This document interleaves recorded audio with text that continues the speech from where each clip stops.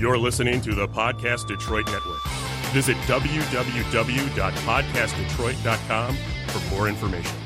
Welcome to the Make Meaning podcast. I'm Lynne Golodner, and I've dedicated my life to sharing stories of how people make meaning in their work and find purpose in their lives. On this podcast, we're going to talk about some of the great ideas and activities people do every day to make the world a better place and provide inspiration for others. So much of the meaning we find comes from interacting with great people, developing relationships that are mutually beneficial, and doing work that inspires everyone. I hope you'll be inspired by the people you meet here. We all need to find a way to make meaning in the mundane. Welcome back to the Make Meaning podcast. On today's episode, I'd like to share some thoughts on what a true education looks like. As the mother of 4 teenagers, this is a question I've pondered since I first became a mom. And 17 years into this lifetime role, I don't think I'm any closer to the answer, but I can tell you what I think education is not. I can tell you what's broken about the American approach to education, in my humble opinion, but I'm not sure I have a solution for how we can fix it or how we can build a system that works for everyone. And see, that's part of the problem. When we build a system to educate masses of people, we have varying levels of ability, talent, interest, and need. And there's really no one-size-fits-all approach to educating young children as they grow. There really can't be, because education is a very personal journey of connecting with knowledge, taking it inside yourself and letting it change you. And first, we have to build a love of learning. And so how does that happen? And I think about when my children were little, everything was educational. Everything they saw and did and grabbed for and tasted was a journey. It was an educational experience, and they couldn't have enough of them. I mean, I remember taking my oldest on walks outside, and he'd be in the stroller and just simply looking up at trees or houses or telephone lines was mesmerizing. And we would take that walk every single day, and it would be something new, and it would be developing his mind and his thoughts and mine as well. It was just magical. So how do we capture that love of learning that is already there and keep it and develop it, deepen it even more?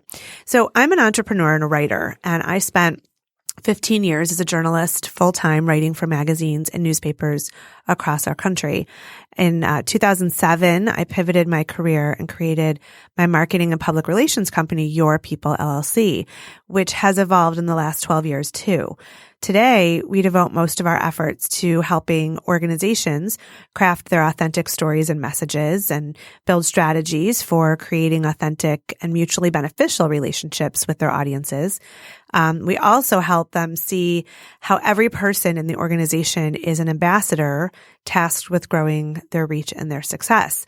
But along my journey, I've been a teacher too. So not only in the workplace, in training clients or staff to do some of these important marketing and communications tasks themselves, but I also teach writing at the university level, and through my nonprofit, One Earth Writing, I teach writing to teens. So I know firsthand, not just as a mom, but as a teacher, what works in teaching and what doesn't. And I can tell you that teaching a mass group of students is a very hard thing to do. And the reason I'm not a classroom teacher, whom I commend immensely, is because as a college instructor or in a nonprofit, I can teach the way I want to teach. I can have conversations that go beyond the boundaries of expectations of core curriculum or of test scores, to really get to that love of learning, which is something that has, I think, been lost in our schools. I do commend our highly underpaid and overworked teachers across America for their dedication and passion, because it takes a really special person to show up day after day for one of the lowest salaries around and give their heart and soul to youth who need to be seen and heard and understood. And at the core, that's what teaching should be, is that I notice you and I notice your unique gifts and talents and abilities, and I'm going to help you bring them out into the world. So I want to tell you a story about one of my recent teaching escapades. It was a couple of years ago, actually, but it was at an inner city high school. I was in a classroom all day, going from class to class to class, 9th and 10th graders, and some were special needs students and others were just your regular old teenagers. And I was teaching them writing. And as a guest instructor, yes, I tied into the curriculum, but my job was to excite them about writing and language. And so I came into this dynamic classroom of immigrant students, many of whom had come as they were children not born here, children in foster care. There was a multiracial classroom, lower socioeconomic neighborhood, a real melting pot, as our definition goes in this country.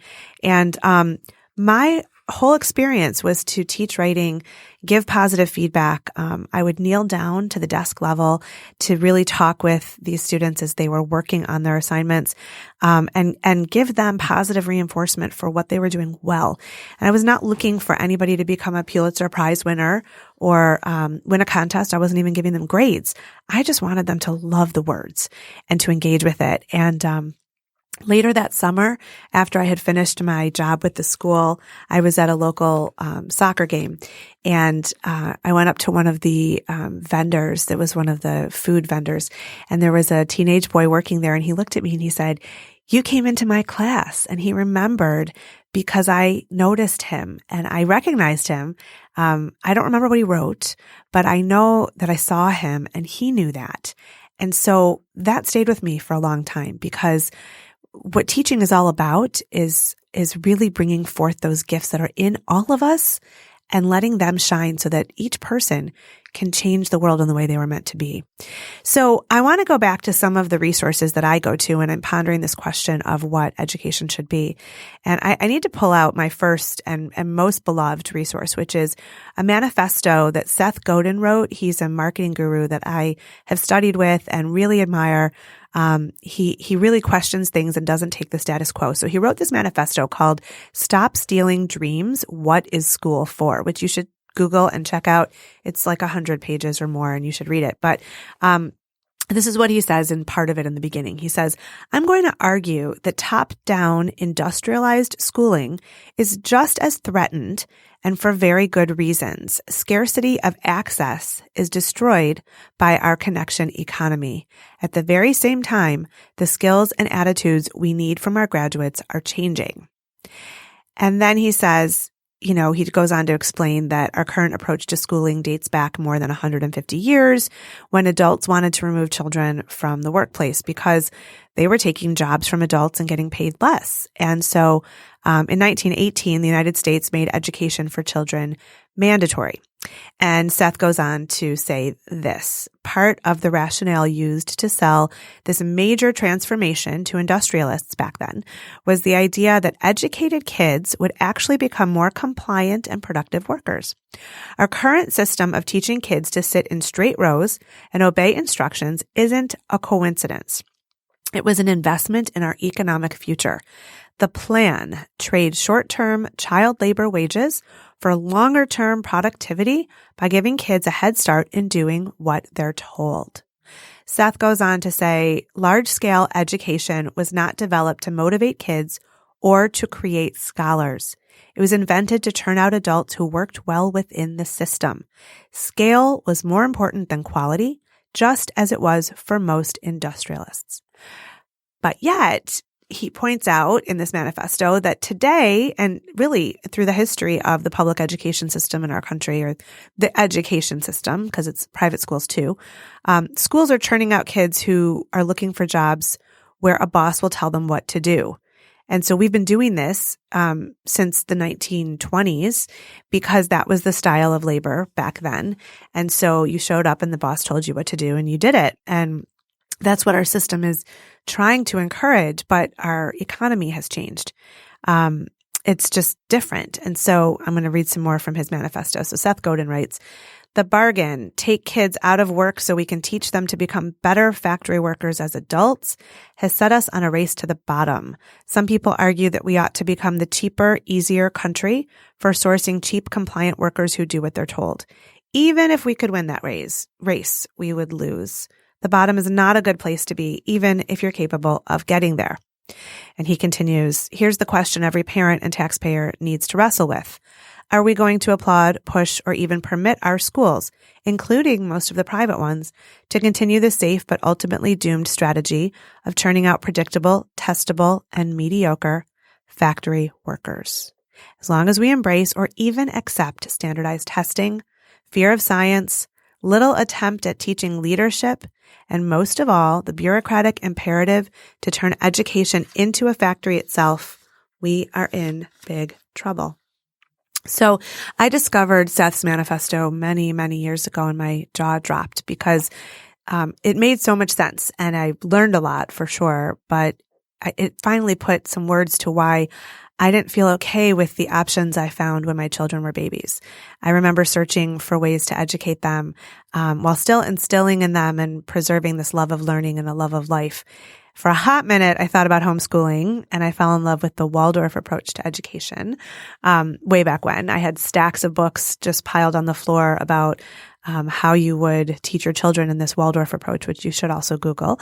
One of my 4 children attends a Waldorf school, and I do love that approach to education because it focuses on the development of the child. And full disclaimer, my company does a lot of work with Waldorf schools because I'm so passionate about it.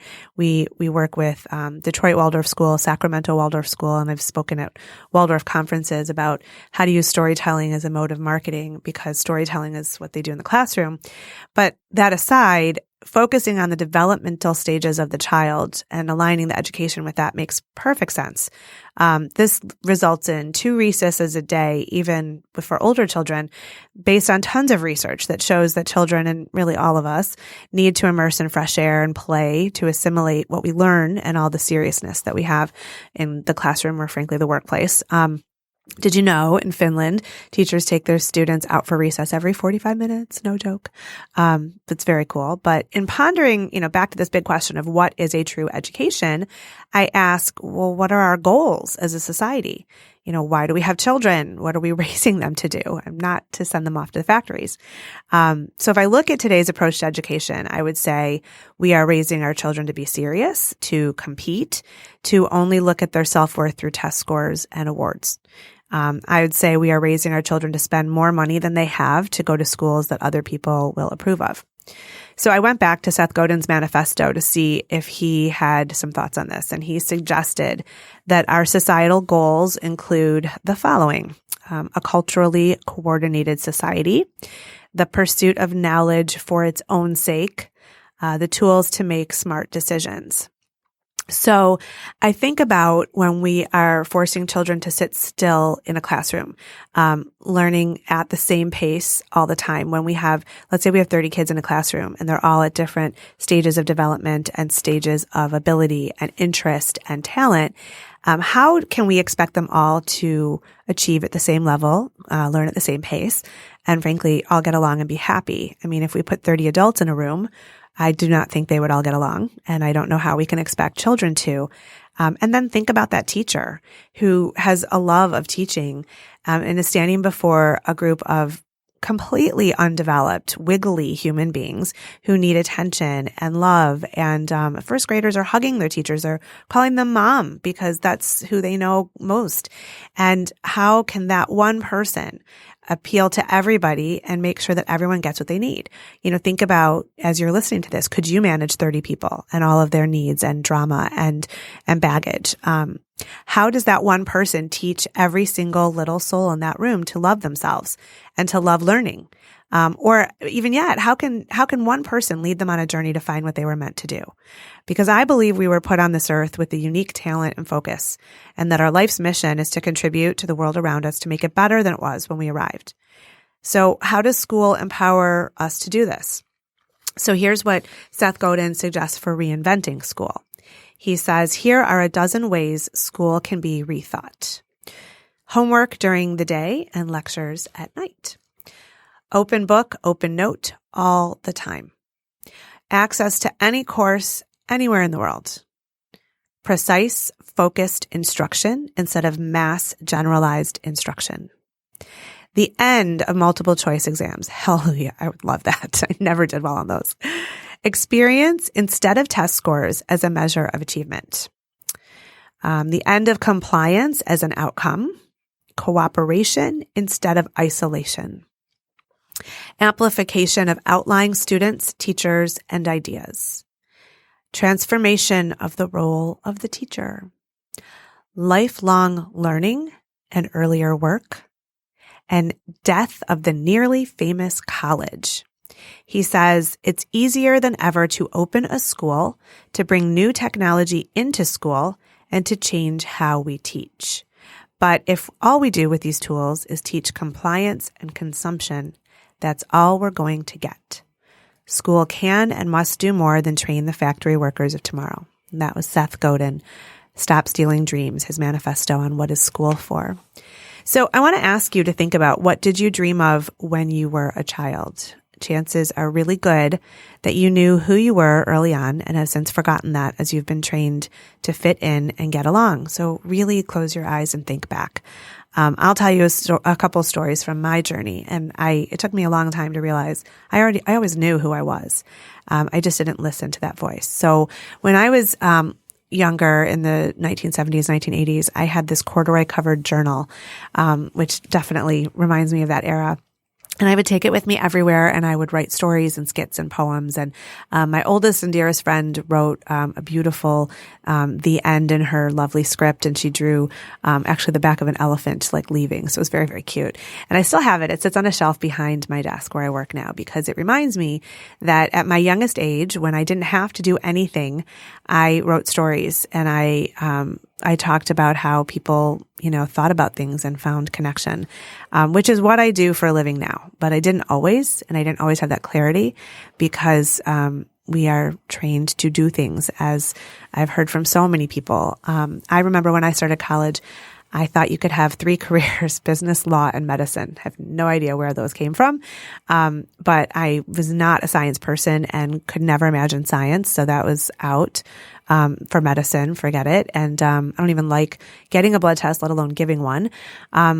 And business, I'm doing it now because everything is a business. But law was, my parents thought the best thing for me because I loved to argue, but it just didn't hold any interest for me. And everybody was going to law school. And so I kept writing my articles and looking to freelance for newspapers. And it hit me one day that this was something I was already doing. It was already who I was being. In fact, I'll tell you one other story. When I was in 4th grade, a boy down the street actually died. It was a horrible, tragic accident. And I went to visit his parents at the memorial. And before I went, I created a newsletter by hand, because we didn't have computers back then. And all these stories from the neighborhood, just to try to comfort them. So I was doing what my soul was meant to do, to communicate with people and connect. And as kids, we really know who we are. So on this journey to talk about how we look at education and how we might rethink it, I'm thinking about how legislators have removed cursive writing from most state curricula, how they've mandated that all children must read by 3rd grade, even though they start that in kindergarten.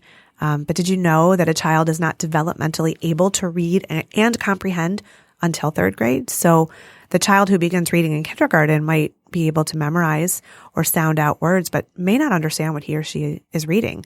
And so what good is that?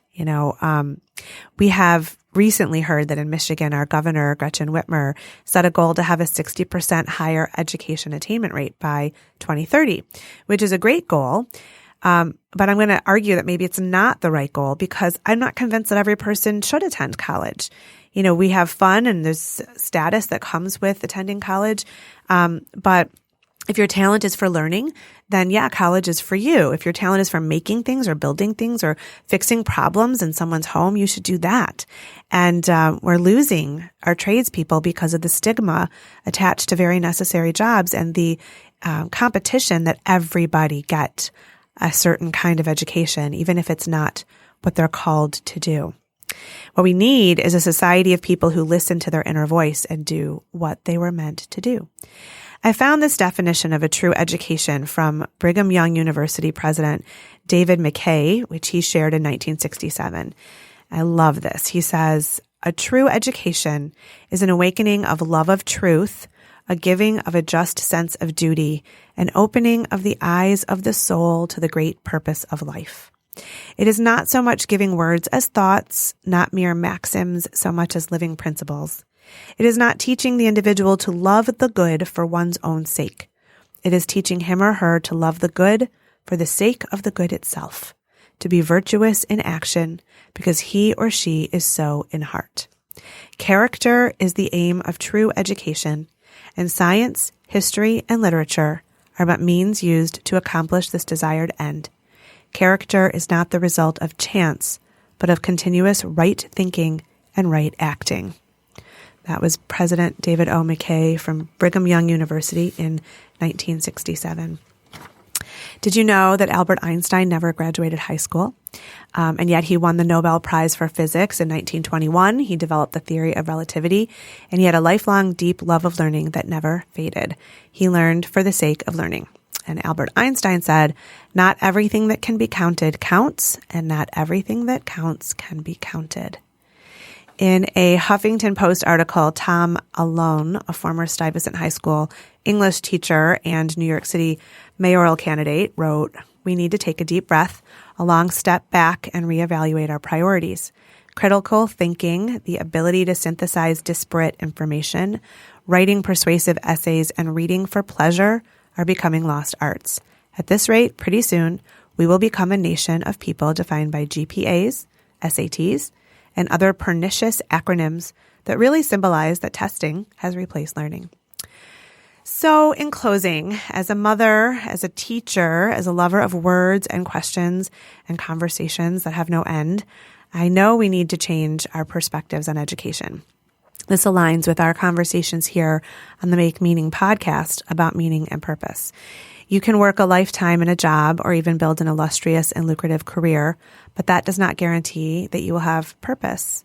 We must let go of our reliance on current modes of measurement and trust the inner voice that leads us to pick up a book or count the rungs on a jungle gym ladder or be awestruck by the way baking soda and vinegar create a volcano.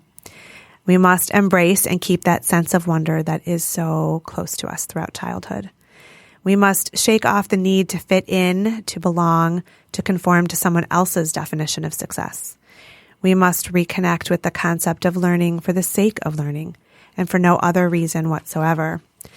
I once read a memoir by a teenage autodidact who created her own journey of learning, and I marveled at the courage she had to embark on such a journey and envied her passion for simply sitting and learning whatever struck her fancy.